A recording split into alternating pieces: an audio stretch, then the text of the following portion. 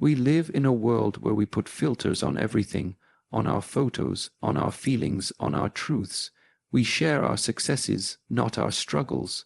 We talk about strength but hide our suffering, and somewhere in this silence, millions are breaking down in private while smiling in public. Mental health is not just a buzzword or a trending topic. It's your foundation. It determines how you wake up, how you speak to others, how you handle pain, and how you live your life. And yet, how often do we really sit down and ask ourselves, am I okay? The truth is, you don't have to have it all together. You don't have to fake smiles. Healing begins when you admit that something isn't right, not to the world, but to yourself. Because the first step in mental health is awareness, not fixing, not pretending. Just awareness. Depression doesn't always look like sadness. Sometimes it's being tired for no reason. Sometimes it's withdrawing from people you love. Sometimes it's losing interest in things you once enjoyed. And anxiety, it's not just nervousness. It's overthinking. It's heart pounding in stillness. It's trying to control everything because inside you feel out of control. And if no one has told you this before, you're not weak. Your human mental health isn't about always being happy. It's about learning to navigate your emotions with compassion and without shame. It's about holding space for yourself on days when your mind feels heavy and your soul feels distant. We often say, I'm fine, out of habit, but I'm fine can be a mask. Behind that mask might be trauma, unresolved pain, or years of self-neglect, and the world teaches us to keep going, push harder, don't stop. But sometimes the strongest thing you can do is pause, to listen to your body, to acknowledge your inner wounds, to sit with the part of yourself that you've been avoiding, because healing doesn't happen in noise. It happens in stillness.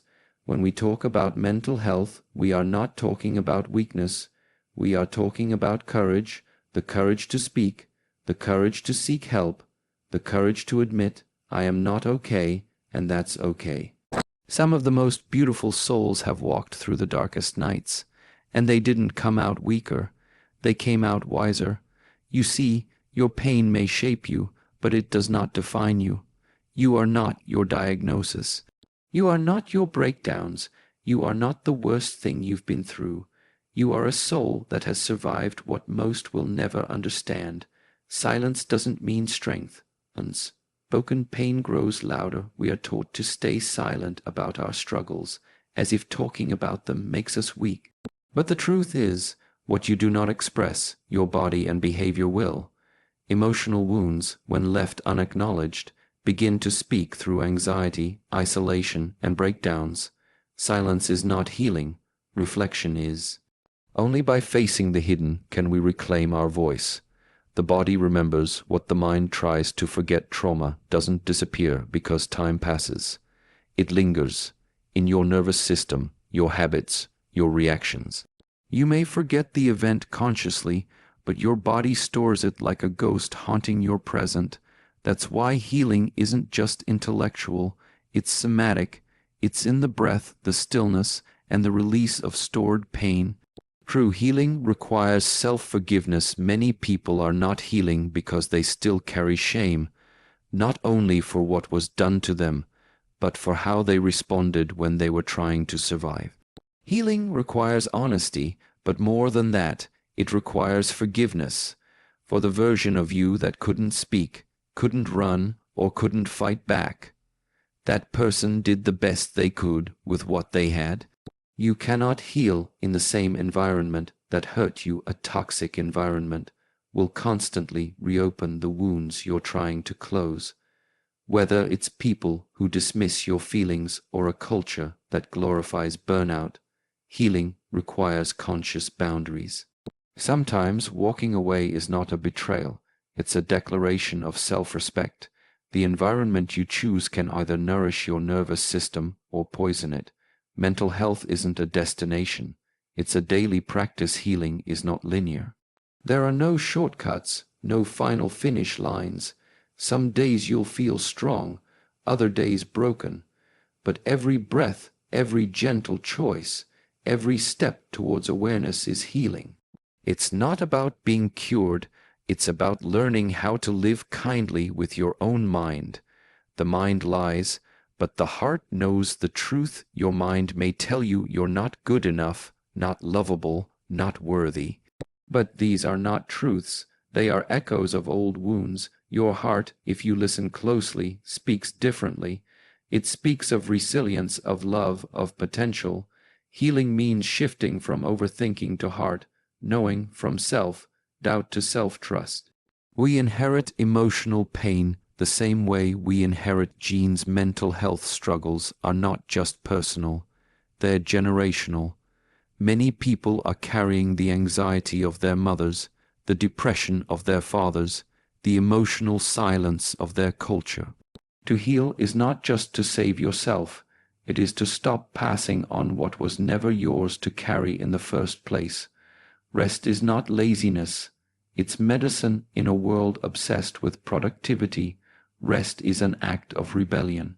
But it's more than rebellion, it's healing. Sleep, silence, solitude, these are not escapes. They are necessary rituals that allow your brain to process and your soul to realign. Healing requires intentional slowing down. Your nervous system cannot repair in chaos. The wound is where the light gets in. Pain is not just something to escape, it's something to understand. Every breakdown you've had has pointed to something sacred, something within you that was misaligned or unloved. The wound is not your weakness, it is your wisdom waiting to be revealed. If you lean into it with awareness, it will show you exactly where the healing must begin. Healing happens when you feel safe in your own presence. So many people fear being alone, not because they hate solitude, but because they don't feel safe with their own thoughts. The greatest gift you can give yourself is to make your own inner world a sanctuary, a place where your thoughts are met with kindness, not judgment, where your emotions are felt, not feared. Healing means becoming your own safe space. Silence is not strength. Expression is. Too many people are taught that being silent about their pain is a sign of toughness. But silence is not strength. Understanding is. Real strength is found in vulnerability, in saying, I need help. When you hold in your pain, it doesn't disappear, it grows, it creates inner chaos. But when you speak, share, and express, you begin to take the power back from what once controlled you. Your trauma didn't start with you, but it can end with you. Much of the emotional pain we carry is inherited from parents, ancestors, or even societal conditioning. Depression, emotional neglect, anxiety, these patterns are often generational. But here is the miracle. Once we become aware, we can stop the cycle. Healing ourselves doesn't just change our life, it transforms the lives that come after us. The mind can be a prison or a sanctuary. The mind is a powerful tool, but without awareness, it can become your worst enemy. It repeats negative thoughts, fears, judgments. The healing path is learning to observe the mind, not obey it. You are not your thoughts. You are the awareness behind them. Create space between your thoughts and your identity, and you will begin to feel free. Rest is not laziness. It's sacred. We live in a culture that glorifies hustle and demonizes rest. But mental healing requires stillness. Your nervous system needs time to recalibrate. Burnout is not a badge of honor, it's a warning sign. Learn to value recovery, to honor quiet moments, to give yourself permission to pause without guilt. You cannot heal what you pretend isn't there. Denial is comforting, but it's also a wall that keeps healing out. Many people numb their emotions with distractions, work, food, screens, but what is ignored only grows louder. To heal, you must sit with the discomfort, not run from it. Name it, feel it, witness it. This is the path to inner freedom. Awareness is the first door to healing. Healing begins the moment we become conscious of what we've been avoiding.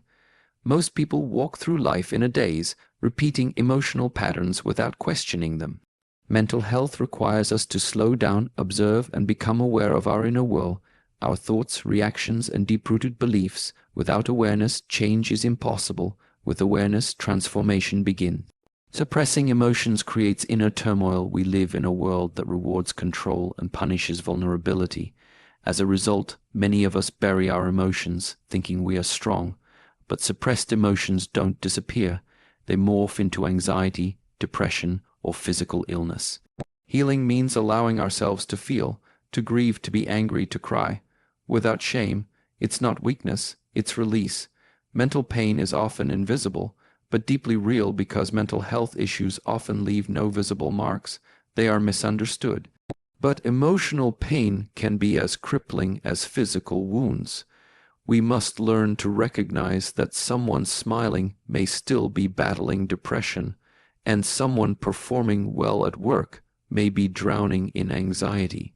True awareness requires compassion without assumptions. The nervous system must learn to feel safe again. Trauma teaches the body to stay alert, to distrust peace, to expect danger even when there's none. Many people live in fight or flight mode without knowing it. Healing requires teaching the nervous system that it's safe now. Through breathwork, rest, and mindful living, we shift from survival to presence. Self-worth must be rebuilt from the inside. Society conditions us to tie our worth to performance, appearance, and validation. But mental well-being arises when we detach from these illusions. You are worthy because you exist, not because you produce, look a certain way, or achieve milestones. Healing is the journey back to unconditional self-worth. Healing requires letting go of control. Many who suffer mentally try to control every aspect of life because uncertainty triggers anxiety. But true peace comes not from control, but from acceptance. The more you try to control thoughts, people, and outcomes, the more exhausted you become. Surrender is not giving up. It's choosing inner peace over mental chaos. Nature is a forgotten healer. We often underestimate the healing power of nature. In the stillness of a forest, the rhythm of ocean waves, or the warmth of sunlight, the mind slows down. The earth carries a frequency that resets our own. Spending time outdoors, barefoot on the grass, under the open sky, can regulate emotions and remind us that we are part of something bigger. The inner child must be heard and healed. Many mental health struggles are echoes from childhood. A child who felt unseen, unloved, or unsafe grows into an adult with anxiety, low self-esteem, or people-pleasing tendencies. Healing involves reconnecting with the inner child, listening to their needs, giving them the love they missed, and assuring them they are now safe. Digital overstimulation blocks emotional clarity. Constant exposure to screens, notifications, and content keeps the mind busy but numb. It prevents us from accessing deeper emotions. To truly heal, one must embrace silence, turn off the noise, disconnect from digital chaos. Only in stillness can you hear the truth of your own heart. Mental health is a daily ritual, not a destination. There is no finish line in mental health. It's not about becoming fixed, but about practicing self-awareness, compassion, and rest consistently. It's brushing the mind daily like you brush your teeth. Some days it's meditation, other days it's sleep, movement, or saying no. Healing becomes a lifestyle, a daily choice to care for your mind. Boundaries are not barriers. They are bridges to peace. One of the most powerful forms of mental self-respect is learning to say no without guilt. Many people struggle mentally because they consistently overextend themselves, emotionally, physically, and spiritually. Healthy boundaries don't push people away. They protect your energy, preserve your inner clarity, and create space for genuine connection. Boundaries teach others how to treat you, and teach you how to honor yourself. Healing is non-linear and often uncomfortable. Many expect mental healing to be smooth and upward.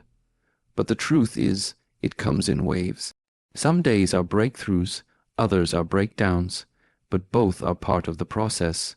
The discomfort, the revisiting of old wounds, the tears, they're not signs of failure, they're signs of release and rebuilding. Progress isn't always visible, but it is always valuable. Isolation fuels pain, but connection heals mental suffering, often convinces us to withdraw, hide our struggles behind masks of "I'm fine." But healing happens through connection. Whether it's a therapist, a close friend, or a support group, being seen and heard without judgment can be medicine for the soul.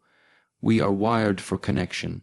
Speaking our truth softly, without shame, is the beginning of emotional liberation. Your inner voice shapes your mental reality. Most people live with an inner critic that is louder than any enemy outside. The way we speak to ourselves, especially during mistakes or low points, deeply affects mental health. Shifting the inner voice from harshness to kindness is a radical act of healing. It's not about being perfect, it's about practicing self-compassion, especially when you fall short. Spiritual grounding strengthens mental stability. Mental health isn't just psychology, it's deeply spiritual. When you ground yourself in purpose, presence, or a higher power, however you define it, you create a foundation that steadies the mind. Whether through meditation, prayer, or deep stillness, spiritual practice reminds us we are not just our pain or thoughts. We are observers, healers, and resilient beings with a core that cannot be broken. So if today you feel broken, lost, or unheard, remember this: healing is not a destination, it's a commitment.